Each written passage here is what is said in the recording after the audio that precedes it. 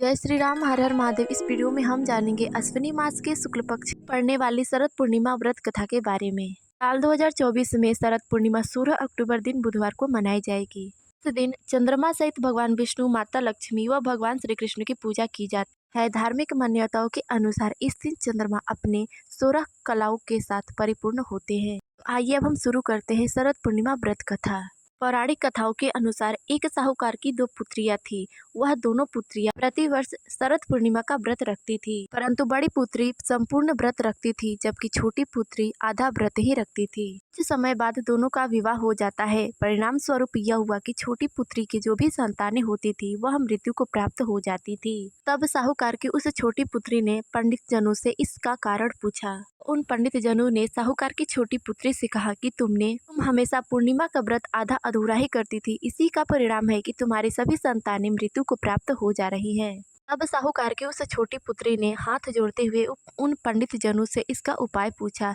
तब पंडित जनों ने बताया कि इसका एक ही उपाय है कि पूरे विधि विधान के साथ तुम पुनः इस व्रत को करो तथा पूरी श्रद्धा भक्ति के साथ इस व्रत को पूर्ण करो, कथा श्रवण करो, तभी तुम्हारी संतान जीवित रह सकती है। उस साहूकार की छोटी पुत्री ने उन पंडित जनों की सलाह मानकर पूर्णिमा तिथि का व्रत पूरे विधि विधान के साथ संपूर्ण किया तथा कथा श्रवण किया। व्रत के प्रभाव से साहूकार की छोटी पुत्री को कुछ समय बाद एक पुत्र रत्न की प्राप्ति हुई। पुनः वह लड़का भी कुछ समय के बाद मृत्यु को प्राप्त हो गया। तब वह छोटी बहन अर्थात साहूकार की छोटी पुत्री अपने उस बच्चे को एक पट्टे पे लेटाकर और उस पर एक कपड़े से ढक दिया तथा वह अपनी बड़ी बहन को बुलाकर अपने घर ले आई तथा अपनी बहन को बैठने के लिए वही पीढ़ा यानी कि वही जो था जिस पर वह अपने मृत बच्चे को सुलाई थी वही बैठने के लिए दे दिया। जैसे ही बड़ी बहन बैठने जा रही थी तभी उस बहन का घाघरा उस बच्चे में छू गया और वह बच्चा लहंगे का स्पर्श पाकर जोर जोर से रोने लगा। तब बड़ी बहन अचानक घबरा गई और उसने छोटी बहन से कहा कि तुम मुझे कलंक लगाना चाहती थी, मेरे बैठने से यह बच्चा मर जाता तो।